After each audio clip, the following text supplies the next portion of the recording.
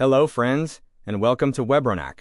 In this video, we are diving into something that changes everything about how you read writer's tone. Tone is the attitude behind the words.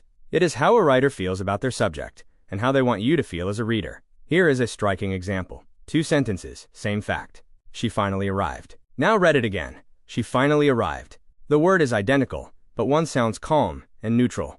The other is loaded. Relief, frustration, or maybe even sarcasm. That shift in feeling, that is tone. And if you miss it, you miss the real message entirely. By the end of this video, you will know exactly how to spot it, read it, and understand what the writer truly means. Up next, why missing the tone means missing the point. Alright, now here is where it gets really important. We covered what tone is in the last slide, but why does it actually matter for comprehension? Simple. If you miss the tone, you miss the real message. Here is a quick example. Someone writes, "Oh, brilliant. Another Monday morning." Read those words literally, and they sound positive. Brilliant. A new week. Great. But the intended meaning is the complete opposite. The writer is tired, maybe frustrated. That phrase is sarcastic.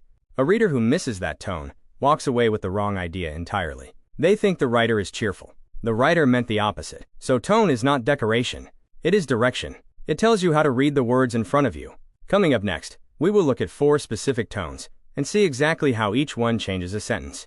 Alright, now that we know why tone matters, we covered that on the last slide. Let's meet 4 tones you will see constantly in reading passages.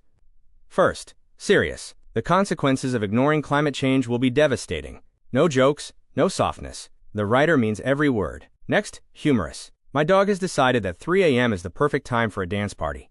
Light, playful, a little absurd. Then sarcastic. And this one trips people up. Oh great, another Monday. The words sound positive. The meaning is the opposite. Finally, sympathetic. Losing a pet is one of the hardest things a person can face. The writer is not just reporting, they are sharing in the feeling. 4 very different tones, 4 very different effects on the reader. Next we will look at how a single word carries all of that weight. Alright, so we know tone types now, but where does tone actually live inside a sentence? It lives in the words. Specific words carry emotional weight, and swapping even one word can completely shift how a sentence feels. Look at this. She walked into the room, perfectly neutral, no strong feeling either way. Now replace just one word. She stormed into the room. Suddenly there's anger, intensity, force. Nothing else changed. One word did all of that. This is called connotation. The emotional layer a word carries beyond its basic meaning. Walked is neutral. Stormed suggests fury. Writers choose words like this deliberately. And as a reader, those choices are your clearest clue to tone. In the next slide, we look at what those tone clues reveal about what the writer actually wants you to think or feel. Alright, so we know word choice shapes tone. We covered that in the last slide. Now here is the next step. Once you spot the tone, you can ask a deeper question. What does the writer actually want me to think or feel? That is authorial intention, the goal behind the words.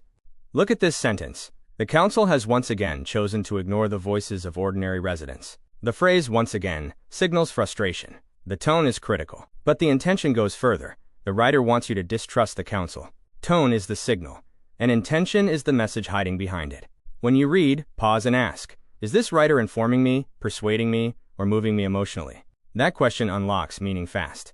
In the final slide, we pull everything together into one clear strategy you can use straight away. Alright, let us bring it all together. Over this video, we looked at how tone works, how writers use word choice and mood to steer your emotions, and as we covered in the last slide, how tone points directly to authorial intention, what the writer actually wants you to think or feel. Here is the key takeaway. Tone is the clue. Intention is the answer. Every time you read something, train yourself to ask one question. Why did the writer choose these words and not others? That single habit will sharpen your comprehension faster than almost anything else. You do not need to overthink it. Just pause, notice the feeling the writing gives you, and then ask what the writer wants you to do with that feeling. Thanks for watching, friends. Keep reading closely, and we will see you in the next one.